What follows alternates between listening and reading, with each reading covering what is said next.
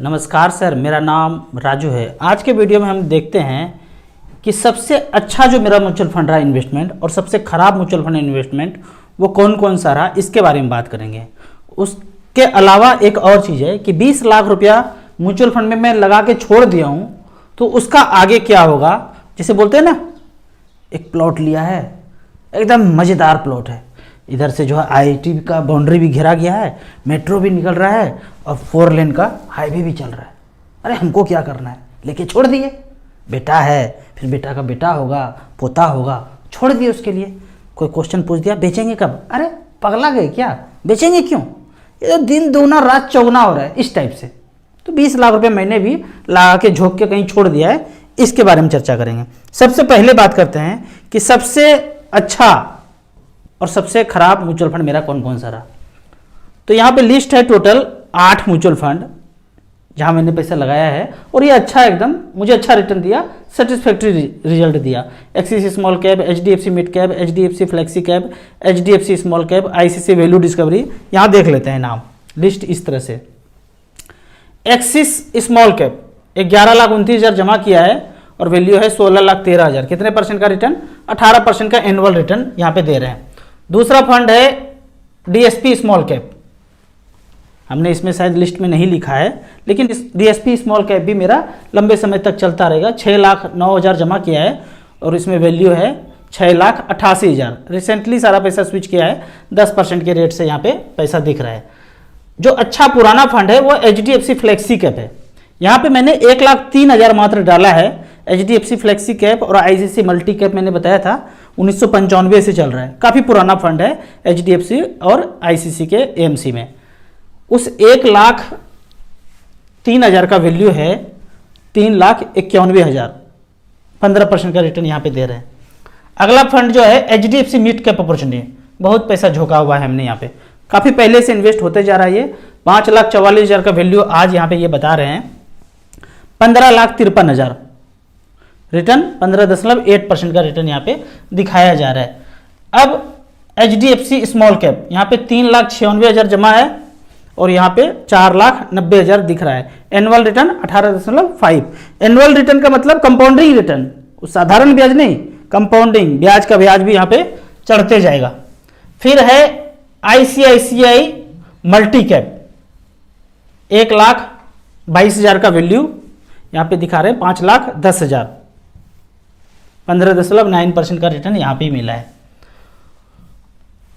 ICICI small cap में recently जमा किया है। ICICI वैल्यू डिस्कवरी, ये भी पुराना फंड है हमारा, 3,03,000 का वैल्यू यहाँ पे दिखा रहे हैं, 10,24,000। आज ये जी बच्चे के पढ़ाई के लिए, कॉलेज के लिए पैसा अगर देना पड़े तो झट से यहाँ से निकालेंगे, 4 दिन से 5 दिन में पैसा अकाउंट में आ जाता है, पेमेंट कर देंगे। जिन्होंने यहाँ पैसा इन्वेस्ट नहीं किया वो क्या करते हैं, लोन लेते हैं। लोन लेते हैं 1%, 2% पे समाज से, या फिर पर्सनल लोन 12%, 13%, 14%, 15%, 16%। वो बैंक खेलता है आपके साथ, आपके रिक्वायरमेंट के साथ खेलता है। जितना ज़्यादा जरूरत उतना ज़्यादा ब्याज। हॉस्पिटल में वाइफ पड़ी हो वेंटिलेटर पे, ICU में, फिर देखिए बैंक का और खेल, और ज़्यादा रिटर्न और ज़्यादा ब्याज, ऐसे खेलते हैं। हमने म्यूचुअल फंड में लगा के छोड़ दिया है, यहाँ पे रिटर्न मुझे 14.6 मिला है। निपॉन इंडिया ग्रोथ फंड एकदम मार धाड़ एक्शन से भरपूर फंड, मेरा सबसे पुराना, 3,000 पर मंथ का SIP, सबसे पहला फंड, 8,14,000 जमा हुआ है और वैल्यू छप्पड़ फाड़ के दिया है, 25,75,000। अरे राजू जी क्या बात कर रहे हैं, कुछ हवा हवाई है, सब हवा हवाई ही है। आज रिडीम करूंगा 5 दिन में, वो हवा हवाई पैसा 25,75,000 आ जाए। कॉर्नर का बर्फी साइज का प्लॉट मुझे भी पसंद आ जाए तो 25 लाख रुपया का ले लूंगा, पर वो बर्फी वाला साइज मुझे पसंद कभी आया ही नहीं है। इसका रिटर्न देखते हैं 16.6। इस तरह से करके फंड चलता गया। Nippon India multi cap 2 lakh रुपया वन टाइम इन्वेस्ट किया था, यहाँ पे वैल्यू हो गया है 7,57,000, रिटर्न 15.5। वही 14, 15, 16 के बीच हमारा फंड रिटर्न दे रहा है और उतना ही चाहिए मुझे। ये फंड है निपॉन इंडिया फार्मा, इसको कभी ना कभी स्विच कर ही दूंगा स्मॉल कैप में। निपॉन स्मॉल कैप 7,06,000 का वैल्यू निपॉन स्मॉल कैप में, 8,81,000। ये लंबा फंड चलेगा, जो भी स्मॉल कैप में लेके रखा हूं, क्योंकि जब शुरू किया था तो इतना पता नहीं था। धीरे धीरे एज के साथ आपका नॉलेज बढ़ते रहता है। तो जितना भी आप स्मॉल कैप देख रहे हैं सब पैसा यहाँ पे स्विच होके 5 से 6 फंड में आने वाले दिनों में देखेंगे स्विच होके यहाँ पे पड़ा हुआ है और वो फिर लंबे समय के लिए पड़ा हुआ है। निपॉन इंडिया स्मॉल कैप ने दिया है मुझे 23% का रिटर्न। पारंपरिक फ्लेक्सी कैप 4,54,000, हालांकि ये फंड अच्छा है लेकिन मेरे ड्यूरेशन में ये इतना अच्छा रिटर्न नहीं दिया। 5,59,000 यहाँ पे दिखा रहे हैं, 12.6% का। अभी एक कोई फ्लाइट व्लाइट घर चल रहा है बात करने का, तो ये फंड कुछ फंड है जो निकाल करके परचेज कर लिया जाएगा। और लास्ट में 2 फंड है, एसबीआई मैग्नम मिड कैप, यहाँ पे 2 लाख रुपए लगाया था, अभी रिसेंटली जमा किया है, शायद 1 साल हुआ होगा, 2,26,000, 10% का रिटर्न दिखा रहे हैं, 1 साल से भी ज़्यादा हो गया है। तो इस पैसे को भी निकाल करके वो जमीन जो ले रहे हैं फ्लैट उसमें झोंक देंगे। और एसबीआई स्मॉल कैप लास्ट, इसमें एसआईपी चल रहा था, बंद कर दिए हैं अभी, 70-71 हज़ार रुपया जमा हुआ है और इसका वैल्यू 80,000 रुपया है, 9.2% का रिटर्न है। ये स्मॉल कैप भी मेरे पास पड़ा रहेगा। तो इस तरह से करके जो मेरा लाइफ टाइम हाई पैसा था 1,18,000 पे था, अभी 1,22,000 है, 2 लाख रुपया मैं निकाला भी था, तो 1,24,00,000 यहाँ पे लगभग पैसा बन गया। और रिटर्न यहाँ पे देखेंगे 15.6% का रिटर्न मिला है। तो इस तरह से करके ये सारे मेरे अच्छे म्यूचुअल फंड चल रहे हैं। सबसे खराब फंड म्यूचुअल फंड जो रहा मेरी जिंदगी में, रिलायंस पावर सेक्टर फंड लिया था हमने, Reliance diversified power sector fund, अभी भी है निपॉन के नाम से।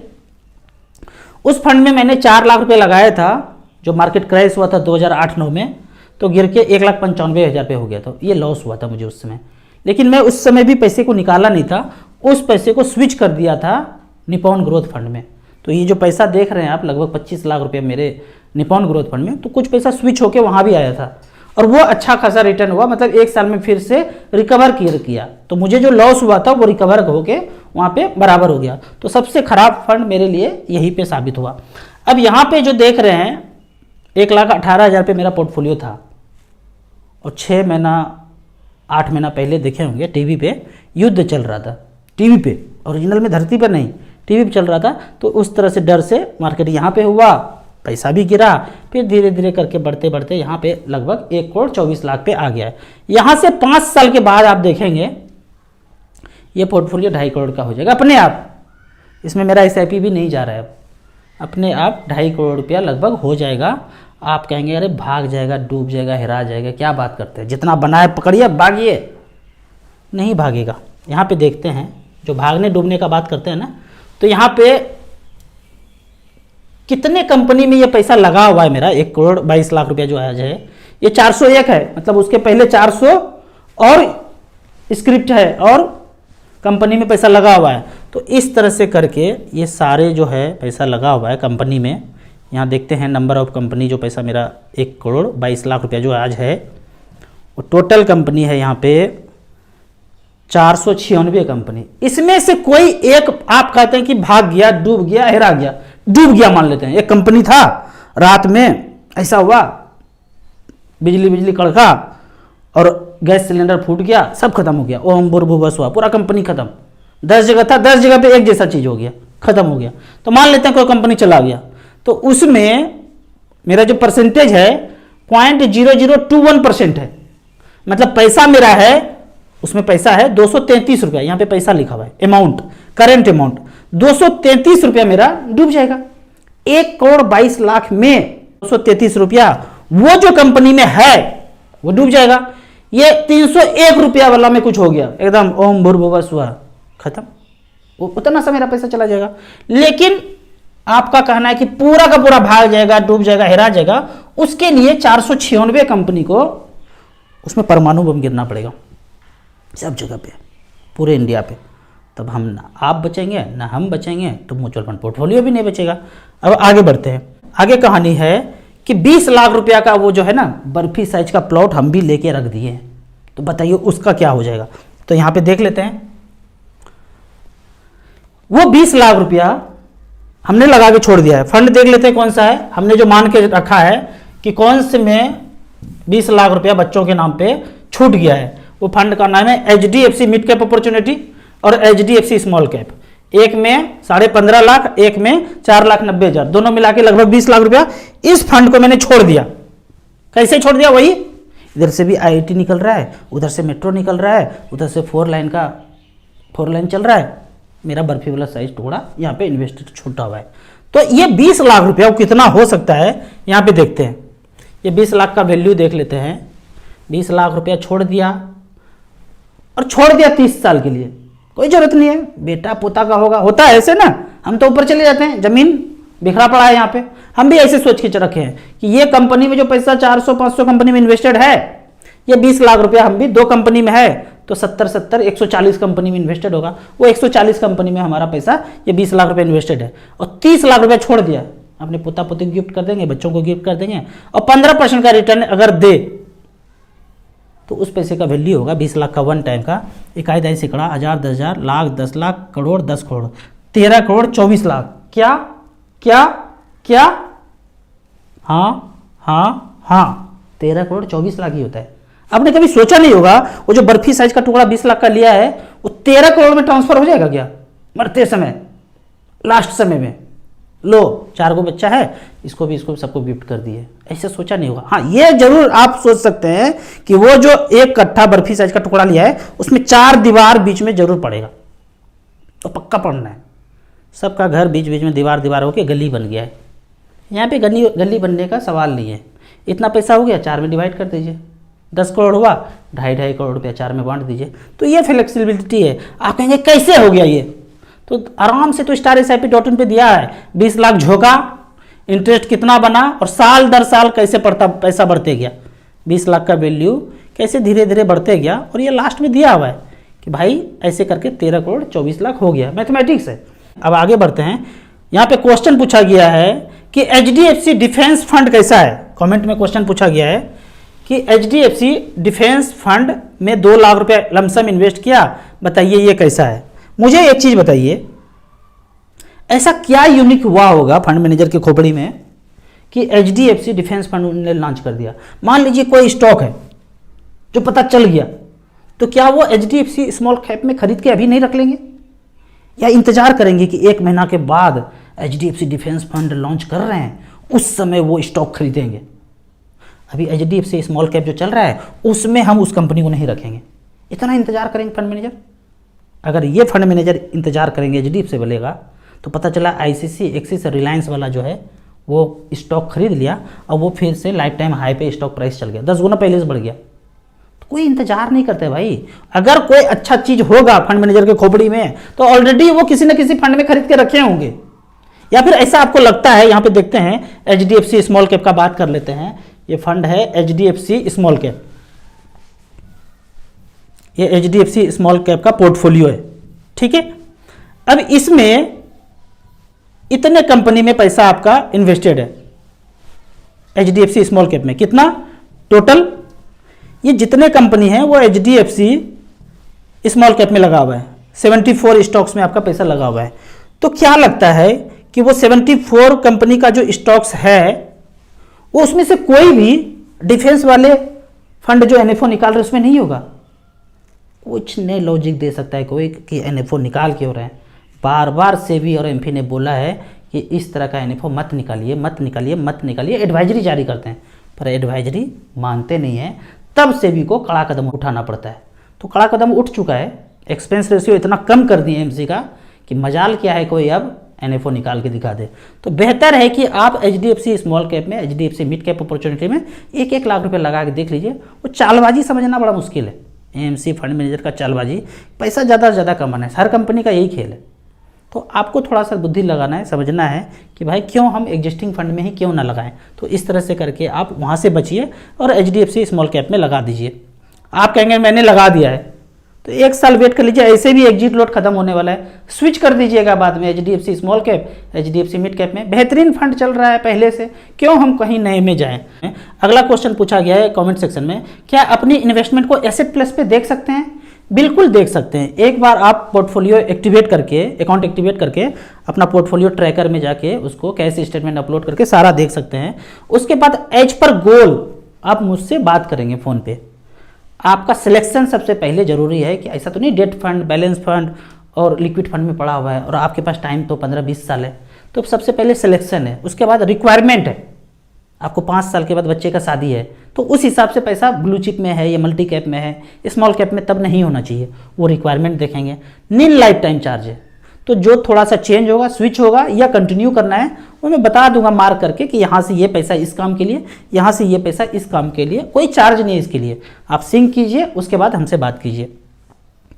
तीसरा क्वेश्चन, नए रूल के हिसाब से एक्सपेंस रेशियो का जो नया रूल आया है, लगभग एक्सपेंस जो है आधा हो गया है। पहले जो लगभग 2% था, समझ लीजिए कि लगभग 1% होने जाएगा लगभग 1 जून से। तो नए रूल के हिसाब से पुराना एसआईपी में भी एक्सपेंस रेशियो कम होगा। जब सेबी का तलवार चलता है ना, तो करेंटली चलता है, मानते नहीं है एमसी, मानने के लिए, बाध्य करने के लिए तलवार ऐसा चलता है, सब नए पुराने सब पे एक जैसा चलता है, सब जगह डिस्ट्रक्शन होगा, लेकिन इन्वेस्टर को फायदा होगा। डिस्ट्रीब्यूटर भी जाएंगे, एमसी वाले भी जाएंगे, सब जाएंगे, प्रॉफिट कम होगा, लेकिन इन्वेस्टर का जितना प्रॉफिट उसका कम होगा उतना प्रॉफिट इन्वेस्टर का ज़्यादा होगा। तो चिंता मत कीजिए, पुराने हैं, पहले से हैं, मुझे भी फायदा होगा, मेरा भी तो 1 करोड़ 22 लाख रुपए रखा हुआ है, मुझे भी तो उसमें इजाफा होगा अगर एक्सपेंस रेशियो कम होगा। तो ये सबके लिए बल्ले बल्ले है। जो एडवाइजर, जो एमसी ज़्यादा पैसा कमाना चाहते हैं, 5 साल के बाद फिर वहीं आ जाएंगे, फिर से इतना पैसा आएगा कि आज जो प्रॉफिट कम हुआ है कि 5 साल के बाद फिर से लाइफ टाइम हाई हो जाएगा। तो जो लोग डिप्रेशन में हैं कि भाई ये कम हो गया, इतना ज़्यादा होगा, चिंता मत कीजिए, लगे रहिए, काम करते रहिए, मेहनत करते रहिए, वो फिर से लाइफ टाइम हाई हो जाएगा। इन्वेस्टर का फायदा है तो सबका फायदा होगा।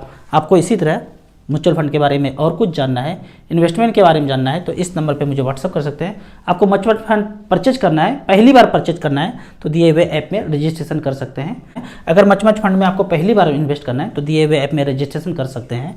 यहाँ पे अगर एसेट प्लस का बात करूं, यहाँ पे 2 ऐप है। सबसे बेहतरीन ऐप इन्वेस्टर के लिए इंडिया में देखा जाए तो एसेट प्लस का ऐप है।